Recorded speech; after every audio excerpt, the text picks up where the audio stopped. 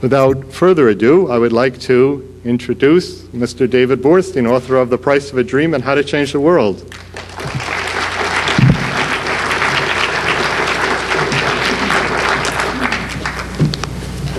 Thank you, Bruce, Dean Basco. It's a pleasure to be here. I graduated from McGill University in 1985, the year that Windows was launched.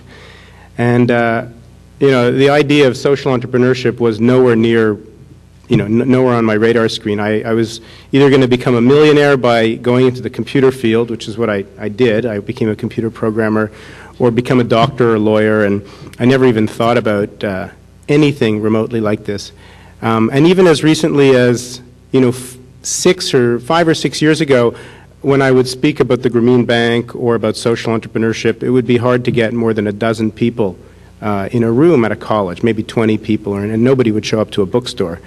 So there's really quite a change, and I think I salute you, Bruce, for entrepreneurship in the context of the academy, where it's really very much needed. My first career, as I mentioned, was as a computer programmer, and I found that I didn't quite feel as alive as I wanted to feel, just in my day-to-day goings and comings. So I switched to journalism and wrote for New York Newsday for a few years, and also felt a little dispirited by the kind of stories that I was covering over and over again. Just the negative, the problem frame that the media takes to the world. And I heard about the Grameen Bank, and so I just decided on a whim to go to Bangladesh in 1992. I had been reading about the Grameen Bank for 2 years, and I was quite surprised to hear about this organization that was, at that time, making loans to close to 1 million women across Bangladesh. How many people here know about the Grameen Bank, have heard about it? Okay, this is great. To me, when I was on the plane going to Bangladesh, it was, I basically thought that I was going to have a nice travel experience, or an interesting travel experience. I was hoping that I didn't get malaria or dysentery. And my mother was very worried, needless to say.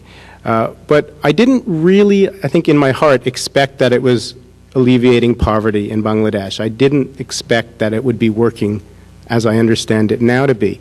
I thought I'd get a couple of nice stories, but after spending 5 months in villages talking to villagers with a translator and hearing the same story over and over and over again, how a villager had received a small loan, typically less than $100 a year, and then paid it back at the rate of 2% per week for 50 weeks, the principal, and then interest at the end of the year, and how through the acquisition of a small asset, a cow, some bamboo, a sewing machine, some sort of productive asset, they were able to pay off the loan, take ownership of that asset, and through this iterative process over time, really move themselves out of very oppressive poverty to what we would still consider poor, but is far less oppressive. What that literally translates to is initially from 1 meal a day or 2 meals a day to 3 meals a day for everyone in the family, from having certain periods of the year when there's genuine scarcity for months at a time, to having enough food during those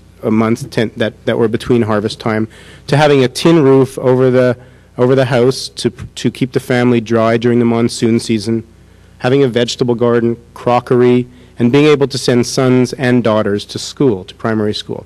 So these were enormous changes in the context of villagers' lives, and the fact that a small amount of money, $75 or $80 a year as credit, could make these changes possible, just sort of blew my mind. I thought, my goodness, how much capacity we have to change the world. So that was, my first revelation, was that microcredit really was powerful. But then when I stood back and I said, how did this organization, the Grameen Bank, which just means the village bank, get built? And why is it so much better than the development organizations in the rest of Bangladesh, most of which are pretty bad, and some of which are just terrible? And why is it so much better than the performance that we typically see or frequently see from governments and international development organizations? And when I thought about it, and after interviewing Grameen Bank staff members, many villagers, many people in the international development community in Bangladesh and around the world, I saw that the Grameen Bank had grown by a completely different process than we normally think of programs that are socially focused. So for one thing, It wasn't a top-down process. Nobody planned the Grameen Bank. Muhammad Yunus, the founder, initially, there was a famine in 1974, and in response to the famine, he started going into the villages with his graduate students because he felt that his teaching was completely irrelevant, teaching economics in the context of a classroom while people literally were starving outside. It didn't make sense to him. So he got his graduate students out into the villages, and they just started trying different things out. You know, the first couple of experiments they tried didn't work at all. So this was not an immaculate conception.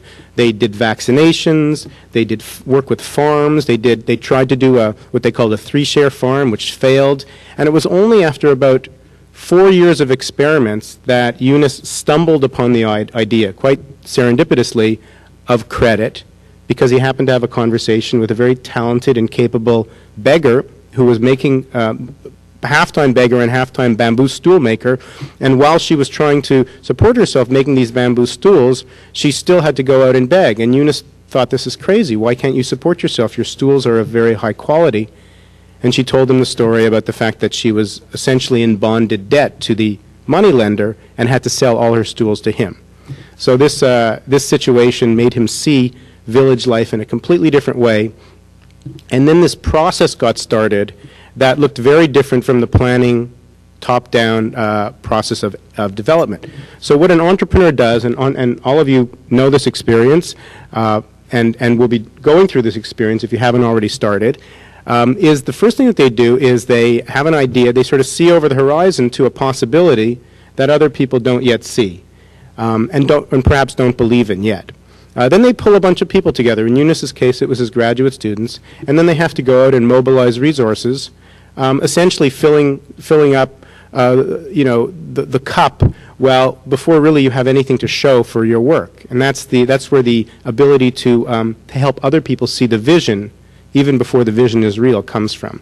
And so this is what Yunus did. And then, of course, as any entrepreneur knows, as you have a business plan, and as soon as the ink is dry on the business plan, and you've tried to implement some of the things you promised to do, you have to change your business plan radically because you realize that 5 of your assumptions were wrong, that the market has changed, that in fact people don't behave this way, and you couldn't convince anyone to do X, Y, and Z. And so you have to change all of these variables. And so you rewrite your business plan, and in fact you're constantly reinventing your organization as it goes, seeing new opportunities and overcoming hurdles that you didn't anticipate. And through this continuous process of problem solving, after a number of years, you develop what can be thought of as an idea, an actual working real idea that's been tested and is able to grow. And it's interesting because if you think about it, the Grameen Bank today, which many of you probably know, lends money to more than 7 million villagers in Bangladesh, which represents, close to 40% of the families in the country, and 97% of its borrowers are women, only started lending money primarily to women in its 8th year. Okay? So now think about it in political terms. That's the end of the second term of the president. They finally figured out the idea. They figured out something essential to the idea that is now the thing that they're most known for. Right? Think about how long it takes to really get the innovation in an experimental, real-world context, and how our political processes make that very, very different. And that really explains, to me, that's one explanation of why social entrepreneurship is so valuable and why social innovators today around the world are able to produce solutions to social problems that have eluded public systems. Because the experimental process is much more amenable to the entrepreneurial approach than it is to the planning and having to show results within the shutter speed of the election cycle approach. So I pulled back after writing when I finished The Price of a Dream. I thought, what's the real conclusion here about? Is it that microcredit's great and everybody should get a loan, or is it that there's really a process here by which excellence is created and targeted at the solution of major social problems? And that was, the conclusion of the book was, let's try to apply more of this entrepreneurial approach that Yunus took. And entrepreneurial not in the sense that they're lending money, but in the sense that they built it from the bottom up in the same way that most businesses, most great businesses, all great businesses are born. So my conclusion was, let's look for more social entrepreneurs around the world and see if we can create structural supports to let them grow, the way we do that for business entrepreneurs. And I had at that time, I didn't think there were any around, and a friend of mine said to me, well, you should go and speak to Bill Drayton, because that's what he's been doing with Ashoka for the past 15 years. This was in 1997. Now, how many people have heard of Ashoka? It's much less known. Okay. So recently, Bill Clinton, who in 1992 said, I hope Muhammad Yunus will one day win the Nobel Peace Prize, when he was running for president, recently said, I hope Bill Drayton will one day, I hope I'll live long enough to see Bill Drayton win the Nobel Peace Prize for the idea of social entrepreneurship and really advancing it in the world. That's how important Clinton thought it was. What Bill had done is he had created a system to go around the world looking for, in a sort of a venture capital model, looking for promising entrepreneurs who were primarily, who are creating organizations, but the goal of those organizations was to solve a fundamental and major social problem, a system problem. And he created a nominator network and started spreading this, initially in India and then Indonesia, and then they went to Brazil, and now they're working in about 70 countries. And what I had the pleasure of doing, after I met Bill, I interviewed him, and I thought, wow, this man is very smart, and his idea makes a lot of sense to me. And so I just decided to travel to different countries and interview some of the social entrepreneurs that Ashoka had identified through its network. They call them Ashoka Fellows. And then, of course, through this process of 5 years of research, I met a lot of other people along the way, and I interviewed more than 100 social entrepreneurs. And I have to say, you know, looking at everybody in this room, I see the world completely differently than I did when I started this process. And I don't think I could have gained the particular view or feeling I have about the world if I had read the newspapers every day around the world for 50 years. I don't think I could have seen, because we don't have a lens into this world. You know, 95% of the information we get really talks about, you know, how many problems we have and what's going wrong in our society. And if we liken the media that we have to parents, it would be very bad parenting, because in a sense we would be criticizing our children all the time in hopes that they will grow up to be healthy children. And we know that intuitively that you don't do that. You have to discover the strengths in somebody and help those strengths grow and emerge. And really that's what Ashoka has been trying to do with social entrepreneurship. So I'll give you a few examples of some people that I met along the way, and just to give you a sense of what's going on out there in the world that we don't often hear about. When I was in Bombay, India, I met a social worker named Jaru Bilamoria, who she had actually gone to school in New York City at the New School, and while she was in New York, she worked for the Coalition for the Homeless and became very focused on helping homeless people through the outreach efforts in the city. When she went back to Bombay, she decided that she wanted to continue doing that work, and the most likely candidates were the street kids all across Bombay. India has millions of children living on the streets today because of all sorts of economic pressures in villages, and they're generally unprotected. So you might have 8 or 9-year-old kids selling you know, cigarettes and Wrigley spearmint gum in the boulevards of Bombay with traffic going around all around them as a way to make money so that they could send remittances back to their families. And they might sleep in a tea stall or on the railway platform at night or in a shelter if they're lucky. And they're pretty much on their own. And kids get beaten up all the time. And so Jaru started hanging out with the street kids. She started with her graduate students, like Muhammad Yunus. She did it as a teacher. She went into the night shelters, and she started getting to know the students, and they did research studies as part of their classwork. And she found, also giving out her home phone number to the kids, that the kids often called her up at 3 a.m. because, you know, someone had broken a leg, or my friend has tuberculosis, and the hospital won't admit him, or so, you know, all these kinds of problems. And so Jaru, at that time, she had a real need, and all social entrepreneurship begins with a felt need. It's not an abstract, you know, concept. You don't say, I'm going to do this because I want to become famous or I'm going to get rich. It's because you can't stand the thing that's in front of you that you see happening, and you know that it doesn't have to be that way. And in her case, she had worked a lot in Bombay with various social services, and she knew there were resources for street kids. As a matter of fact, the world has changed a lot in the past 20 years with the emergence of what we can call the citizen sector, which is really this whole sector of society that's emerging, that's not governmental, it's not business, it's all the problem-solving social organizations, all the .orgs that are out there. And the .orgs have always been much bigger than the .coms, both in terms of number and I would argue in terms of impact in the world too. And yet we have focused so much on the .com side of this major social transformation over the past 20 years. So she saw the .orgs emerging in Bombay in the form of hundreds of child service organizations, and she had the classic entrepreneurial insight of seeing a system that was emerging where there was a real pivot point, where a little bit of leverage in one place on that system could increase the value of the entire system. And that's the classic entrepreneurial insight, is where's that leverage point. And in her case, she realized it was the network. If all these organizations could talk to each other, they would be able to work with street kids much more effectively and really create a system. And if they could do it through the telephone system, because Bombay just started having public telephones at that time, this was in the early 90s, that were actually accessible all across the city, the kids could make a phone call and immediately get assistance instead of having to call Giroux at 3 a.m. And do it that way.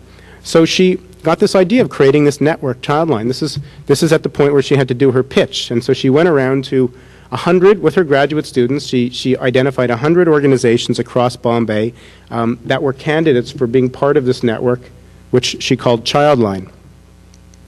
She went to 100 organizations, 100 meetings with them. Will you join this organization? Now, Giroux is a very persuasive person. If you heard her speak now, you would all want to join her organization. She's very charismatic. She has a lot of enthusiasm. She's very clear, and you don't doubt her integrity for 1 second.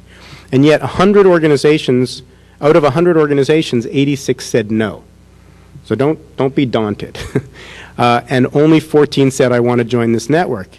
And I remember interviewing Giroux years later and asking her how she felt that 86 organizations had said no to her. And she said something that has always stuck with me. She said, I was very excited. And I remember thinking, weren't you disappointed? Weren't you disheartened? She said, no, I wasn't. And I remember thinking, I don't quite believe her. But then she explained her reasoning to me, and I thought it was kind of genius. She said, if you really thought about Childline, the single thing that was necessary for this system to work was that all of the organizations had to take ownership of it. They really had to be excited. They really had to want to do this. It couldn't be something that they were lukewarm about.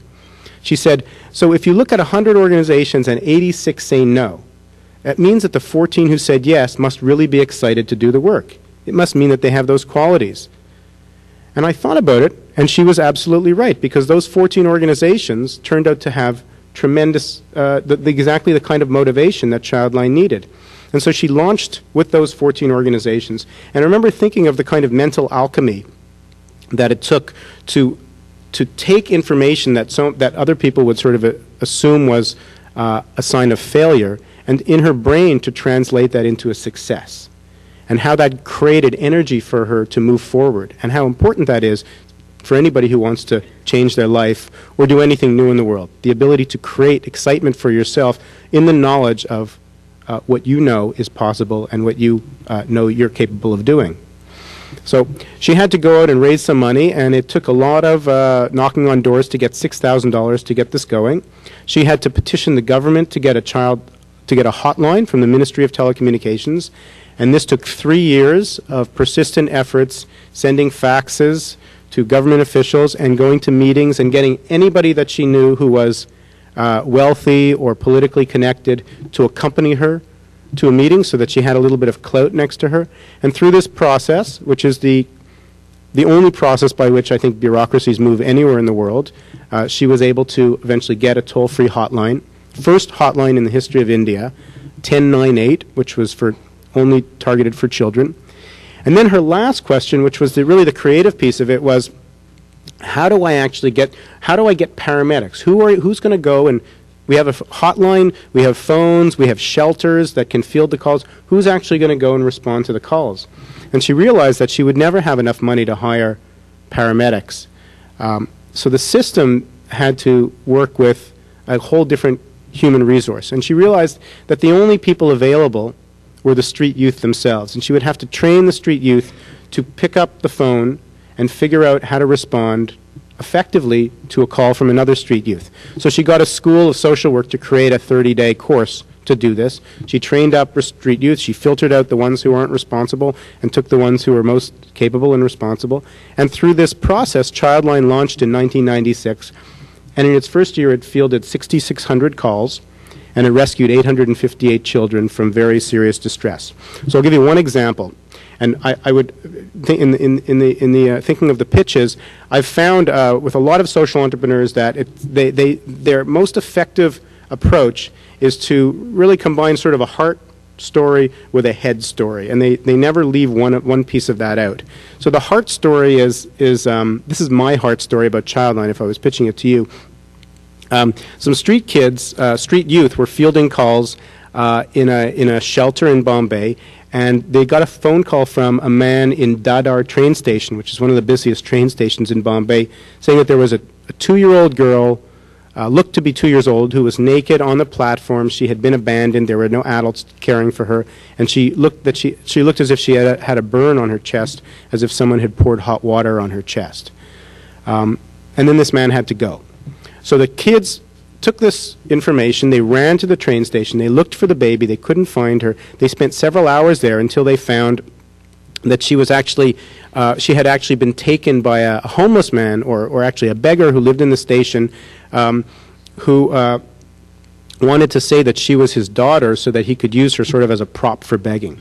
So they argued with this man, and he was very belligerent, and he wouldn't give the child to them. So then they went to the transit police officer in the station. He wouldn't also side with the street youth because the police officers always look at the kids as vagrants.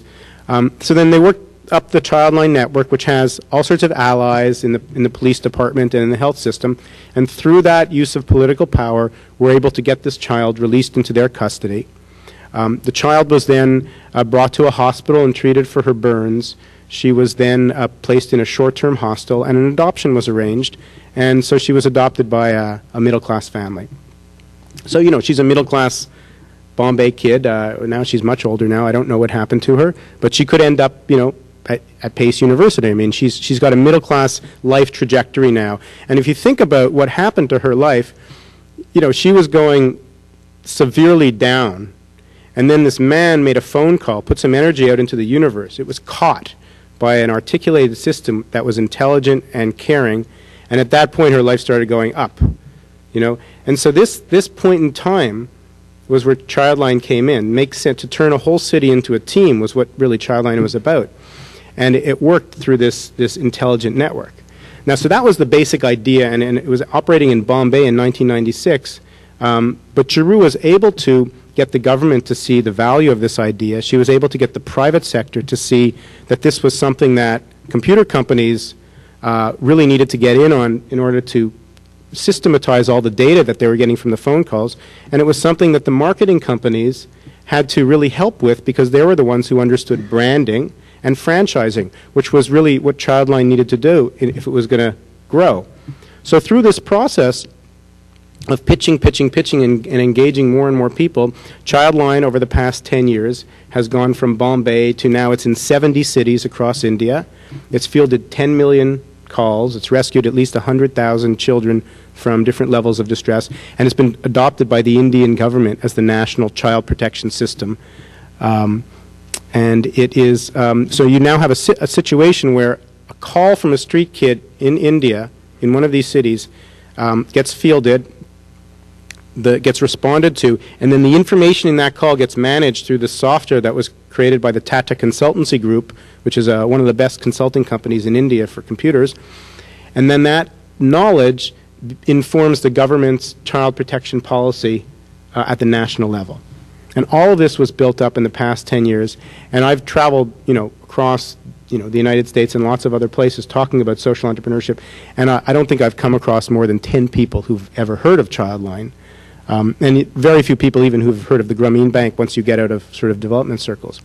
And yet, if you can imagine these two stories, and you know, the Ashoka Network, which is just the tip of the social entrepreneurship pyramid, has, you know, close to 2,000 fellows in its network.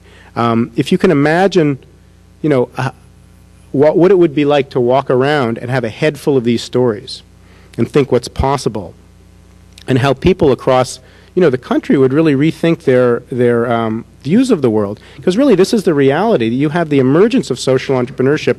What Bruce was talking about in 1979, there were 30 schools teaching entrepreneurship, and now there's 2,000.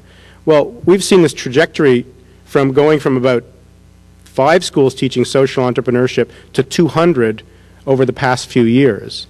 And because of the pace of change today and the pace of communications, and also the great social need for solutions, need that's not being met effectively by the government and is often being ignored by the private sector, you're going to see social entrepreneurship climb a very steep curve over the next decade. I suspect that there will be 2,000 schools, probably in much less than 30 years, teaching social entrepreneurship.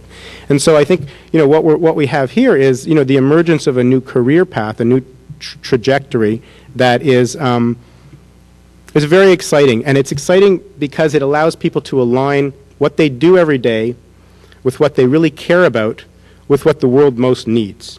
And this is something that will really free up a lot of positive energy. I think one of the things that I try to do is really to make these changes visible. Because right now, if you want to get into social entrepreneurship, you really have to be kind of a hunter-gatherer, a good investigator. You have to go out and hunt out those opportunities for yourself. It's not like they're coming to the campus and recruiting. Except for Teach for America, which is a very good recruiter, there's very few organizations that really put themselves in your face the way the big businesses do. So you have to go and seek these opportunities for yourself. But they're out there. College Summit, one of the organizations that I write about in How to Change the World, when I started writing about them, which wasn't a long time ago, it was probably 7 years ago, had 9 employees, and today it has 100 employees. And in fact, it's the new chief executive officer of College Summit used to be the one of the vice presidents of NASDAQ, and was formerly the chief executive officer of Fresh Direct Foods, which is the internet delivery service for foods. So he has said, I feel like being the CEO of an organization that's providing college access to kids rather than being the CEO of this company.